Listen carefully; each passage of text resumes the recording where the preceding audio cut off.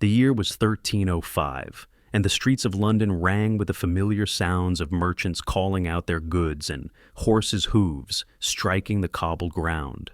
Yet, on this August morning, another noise would soon dominate: the deafening cheers of a bloodthirsty mob assembled to witness one of history's most infamous executions. The man at the center of this spectacle was William Wallace, the Scottish knight who had dared to challenge English rule and rally his people in the name of freedom. What unfolded that day transcended the bounds of a simple execution. It was a deliberate display of cruelty meant to annihilate not just a man, but everything he stood for. Over time, popular culture, through Hollywood dramas and romanticized legends, has reimagined Wallace's death as something almost heroic, swift, clean, and noble.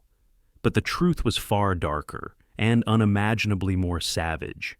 King Edward I, also known as Longshanks, engineered Wallace's execution not only as punishment, but as an enduring declaration meant to reverberate through history. This was to be an execution of unmatched horror, public, excruciating, and meticulously chronicled, intended to serve as a chilling deterrent to anyone contemplating defiance against English dominion. The chosen method was hanging, drawing, and quartering, a penalty reserved for traitors that epitomized the extremes of medieval English judicial brutality. It wasn't just the termination of a life. It was the calculated dismantling of a person's dignity, the eradication of any semblance of hope, and the construction of a spectacle so dreadful that its memory would sear itself into Scottish consciousness for generations. Today we set aside the legend and confront the grim reality of William Wallace's last hours. To fully grasp the horror of what he endured, we must first understand the world that shaped it. Late 13th and early 14th century Scotland was a nation torn between self-determination and domination, where the notion of national identity was still emerging, and allegiance often hinged more on necessity than on patriotic devotion. The Scottish Wars of Independence ignited after a crisis over succession, and Edward I seized the moment to assert control, treating Scotland not as an ally or equal, but as a defiant territory in need of subjugation. Amidst the turmoil, Wallace rose, not from noble blood, but as a relatively minor landholder driven by grief and a burning sense of justice. His family had suffered beneath the yoke of English rule, and when he brandished his weapon at the Battle of Stirling Bridge in 1297, it was with the vengeance of a man stripped of everything and the foresight of someone who envisioned a free Scotland. His triumph that day was more than a battlefield win. It was a symbol, a declaration that the might of English cavalry could be overcome, and that Scottish independence was within reach. But Edward the Fine was not a monarch known for leniency. With a legacy marked by the brutal quelling of Welsh uprisings and the forced expulsion of Jews from England, Longshanks understood rebellion as a blaze that must be crushed before it spread. Wallace's defiance needed more than defeat. It needed to be rebranded as a grim warning. For Edward, it was imperative to send a message. Any rebellion against his rule would incur a punishment so merciless that it would dissuade even the thought of future resistance. The political landscape of 1305 was key to comprehending Wallace's demise. By this point, the majority of Scottish nobles had sworn fealty to Edward, opting for submission over destruction. Wallace's continued defiance made him more than just an adversary of England. It made him a source of shame for the Scottish elite who had chosen compromise. Capturing him became essential not only from a military standpoint, but also to maintain political coherence. His mere survival questioned the validity of Scotland's capitulation.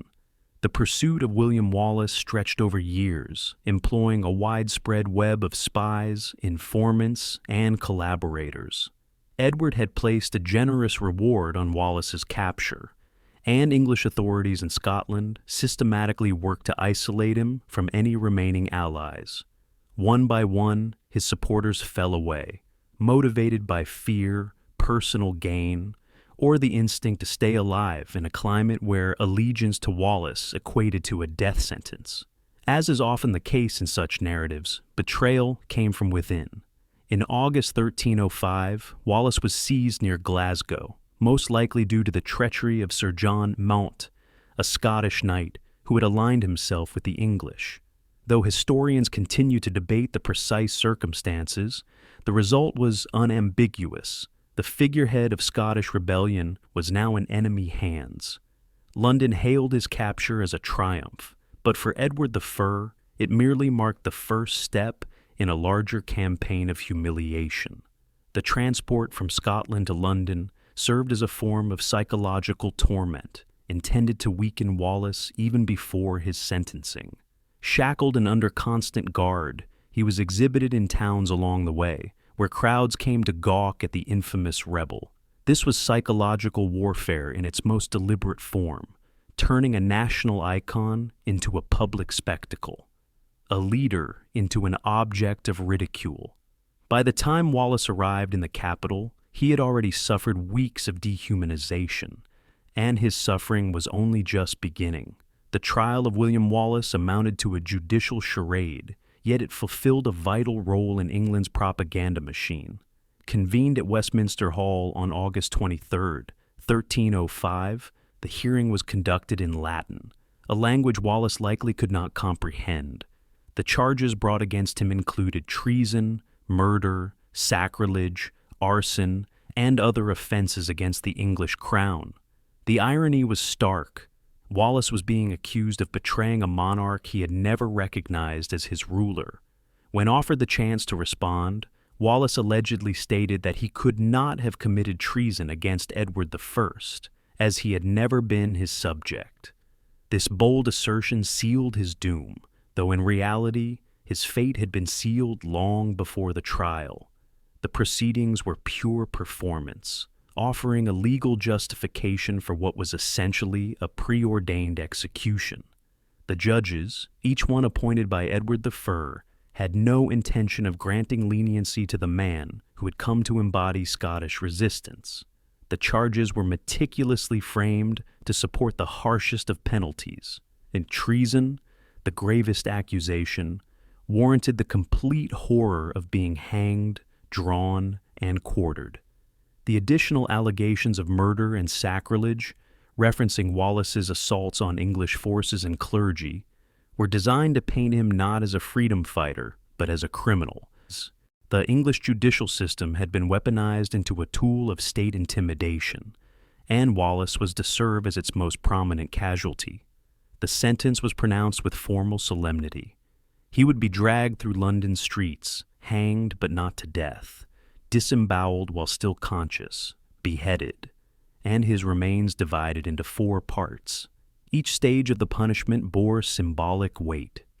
Drawing signified disgrace, hanging his rejection by divine authority, disembowelment his moral impurity, and quartering his utter obliteration. This was more than execution. It was complete erasure. The morning of August 23, 1305, broke warm and clear over London. The city had been bracing for the day's grim pageant for some time. Scaffolds were raised, and throngs had arrived from across the realm to witness the downfall of the infamous Scottish rebel. Authorities had transformed Wallace's execution into a public festival, complete with vendors selling food and ale to the masses. This was not merely the carrying out of a sentence. It was spectacle, a pointed demonstration of the English crown's dominance and the fate awaiting any who opposed it. Wallace was first stripped of his clothes and fastened to a hurdle, a wooden frame upon which he would be dragged through the streets. The route had been strategically chosen to amplify both his humiliation and the visual impact. From the Tower of London, where he had been confined, the procession wove through the busiest parts of the city, ensuring maximum exposure. As he was pulled behind horses, the rough cobblestones tore into his skin, leaving a visible trail of blood marking his path toward death. The onlookers who flanked the streets were a varied crowd, some drawn by curiosity, others stirred by patriotism, and many simply eager to witness another's agony. In medieval England, executions were public theater, providing both a warning and a grim form of amusement. The spectators jeered, hurled refuse, and mocked Wallace as he passed, their cruelty encouraged by officials determined to make his final hours as degrading as possible. This was brutality sanctioned and choreographed by the state. The procession moved slowly, extending the duration of Wallace's suffering and allowing more people to gather along the route. Contemporary observers reported that he remained conscious throughout, his gaze fixed on some unseen point, perhaps an act of silent defiance, quiet surrender, or numb disbelief. No one could say for sure, but all agreed on one detail. He never screamed or pleaded for his life, an element that would later be woven into the legend of his unbreakable will. At Smithfield, London's customary site for executions, a scaffold had been specially constructed for Wallace's punishment. The crowd here was even denser and more raucous than those lining the streets, with vendors hawking pies and ale to spectators who had arrived early to claim prime vantage points. The atmosphere was deliberately festive. English authorities wanted Wallace's death remembered not as a tragedy, but as a triumphant affirmation of royal justice. The executioner, a seasoned professional who had likely overseen many such deaths, carried out his task with practiced precision. Wallace was hanged by the neck, but the rope was adjusted to cause strangulation rather than a swift break. The crowd watched as he writhed, his face darkening, his limbs shuddering in the brutal choreography of asphyxiation. Just as unconsciousness seemed imminent, he was cut down, still alive, still fully aware. What came next was the most ghastly phase of the ordeal. While Wallace remained conscious, the executioner commenced the disembowelment. With a sharp blade, he opened Wallace's abdomen and began extracting his internal organs one at a time. Eyewitnesses described his cries as unlike anything they had ever heard, a raw, primal sound that seemed to echo from the very core of human torment. The executioner raised each organ for the crowd's inspection, before casting it into a fire prepared for the occasion. The act of burning Wallace's entrails was laden with symbolism. In medieval belief, the bowels were regarded as the seat of emotion and compassion. By incinerating them in his view, the executioner was enacting a symbolic erasure of Wallace's humanity, reducing him, in the public eye, to something less than human. The stench of burning flesh and viscera hung thick in the air, intensifying the horror of an already grotesque scene. Throughout this ordeal, Wallace remained conscious, his eyes open, aware of every moment as his body was slowly and methodically dismantled. Some sources claim he even spoke during this time, though the content of his words has not survived. The executioner's expertise lay not only in inflicting pain, but in prolonging life just enough to maximize suffering. For Wallace, death was no punishment. It was release. At last, mercifully, the executioner moved to conclude his horrific task. With one clean stroke of a sharpened axe, he severed Wallace's head, finally ending the suffering. Yet the indignity did not stop there. The head, still dripping blood, was raised for the crowd to see, then set aside for a grim display. Wallace's body was subsequently divided into 4 parts, each quarter hoisted for the crowd as if it were meat in a butcher's stall. The disposal of his remains was as meticulously orchestrated as the execution itself. His head was coated in tar for preservation and mounted on a spike atop London Bridge, where it would remain as a grim deterrent for years. The 4 quarters of his body were sent to Newcastle, Berwick, Stirling, and Perth, displayed prominently in each city as visible warnings. This gruesome distribution was not random, it was deliberate political messaging. Each dismembered piece conveyed a stark reminder of English authority and the lethal consequences of rebellion. The English crown grasped that symbols could wield as much force as armies, and Wallace's fragmented corpse became an emblem of England's control over Scotland. The immediate aftermath fulfilled Edward the Fun's intent. the sheer brutality of the execution had a chilling effect. Scottish resistance appeared to dissolve under the weight of such terrifying spectacle. Many of Wallace's former allies either fled or pledged allegiance to the English crown, judging that no cause justified such an excruciating end. Wallace had been transformed from a symbol of defiance into a cautionary tale. Yet Edward the Fern underestimated how the Scots would respond to Wallace's martyrdom. Instead of extinguishing rebellion, the savage execution inflamed it. The very monstrosity of Wallace's death inspired renewed determination among those unwilling to submit, turning his memory into a powerful rallying cry for continued resistance. Robert the Bruce, who would later ascend to the Scottish throne, is said to have been deeply affected by the brutal spectacle of Wallace's death, recognizing in it the true nature of English dominion. The gruesome execution also left its mark on the strategy of future Scottish insurgency. The message was unmistakable. To fall into English hands was to face unimaginable torment and disgrace. This grim reality fostered a fighting ethos in which Scottish warriors chose death on the battlefield over the horrors of capture. Wallace's death helped cement a no-quarter mentality. Mercy became a concept neither offered nor anticipated. The implications extended far beyond Scotland. Across Europe, monarchs and statesmen observed the execution with a mix of fascination and horror, viewing it as both a warning and a cautionary display of English jurisprudence. The savagery of the punishment contributed to England's growing infamy, shaping a reputation for ruthlessness that would later hinder its diplomatic endeavors. Edward I's demonstration of strength had landed, but so had his unflinching cruelty. Historical records of Wallace's execution are unusually thorough, comprising numerous contemporary sources that collectively form a vivid narrative of the event. The Lanercost Chronicle, penned by English monastic scribes, recounts the execution with almost surgical precision, noting the crowd's fervor and the extended nature of Wallace's torment. Though clearly slanted toward the English viewpoint, these sources offer crucial insights into medieval conceptions of justice and punitive spectacle. Scottish narratives, though fewer in number, present a contrasting lens.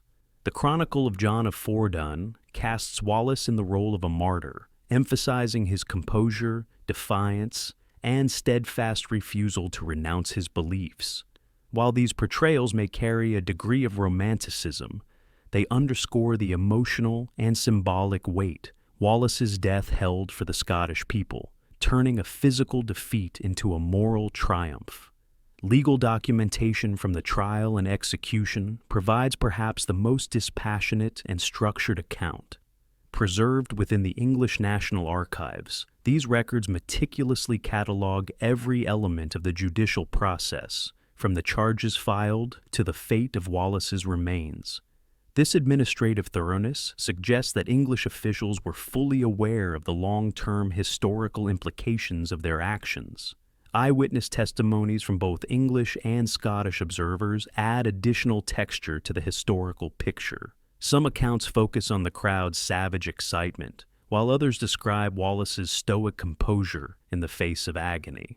The divergent reactions underscore the multifaceted nature of the event, revealing how it could simultaneously serve as state propaganda, popular spectacle, and personal tragedy.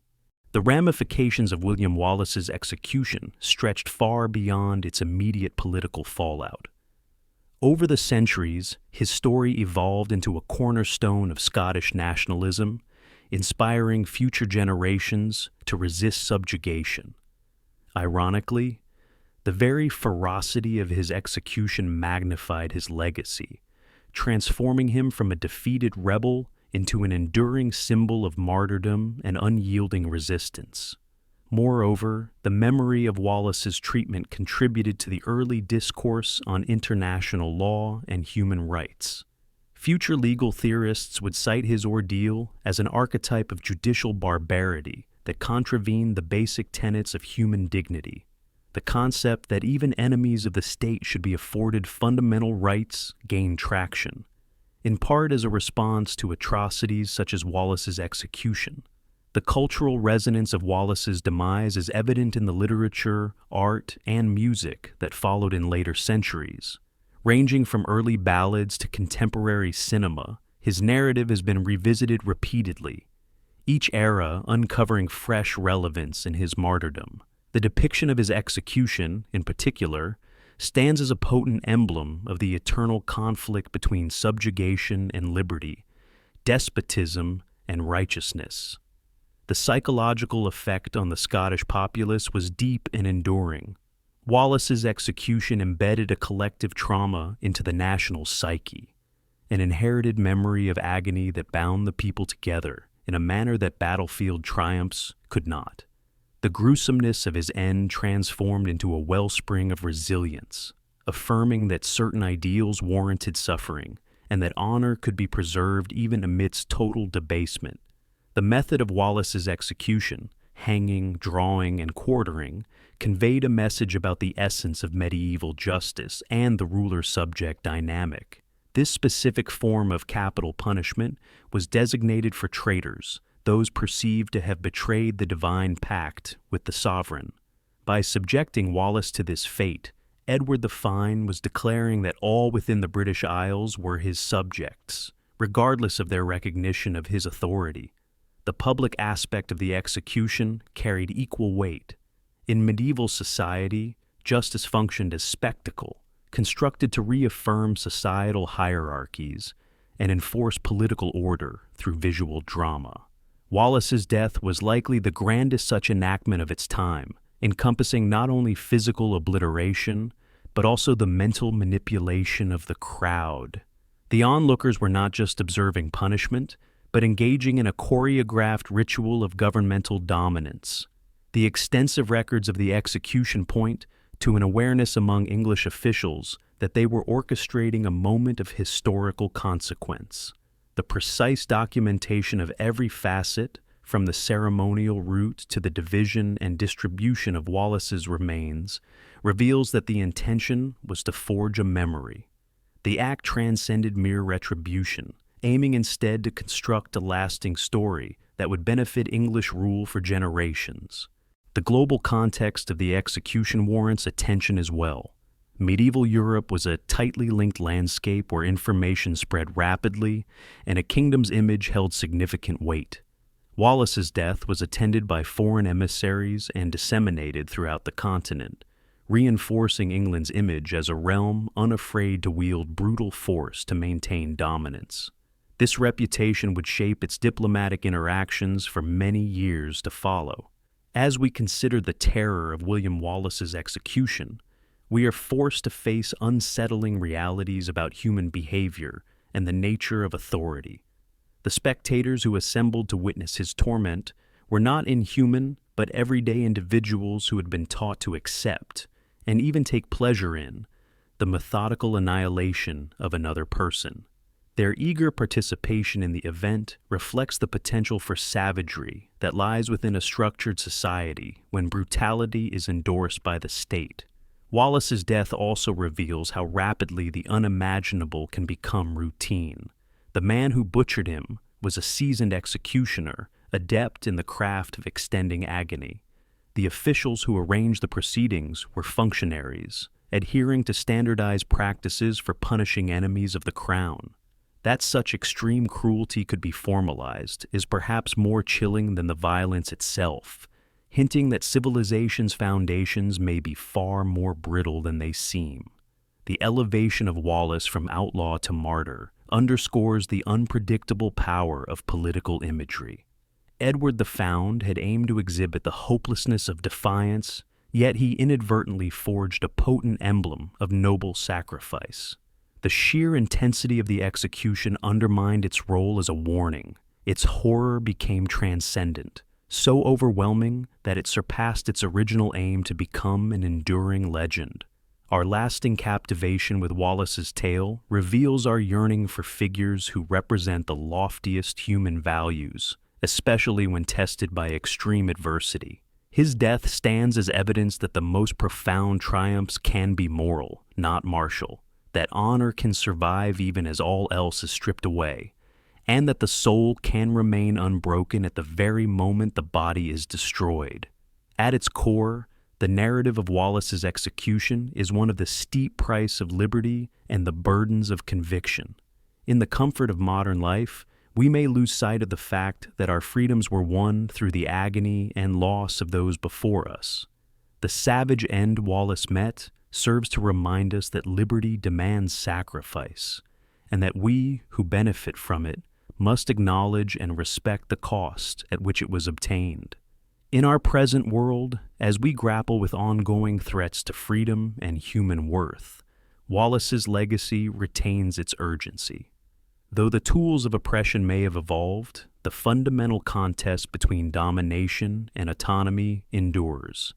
His execution challenges us to recognize that some ideals are worth pain, some battles worth death, and that each generation must choose between safety and sovereignty.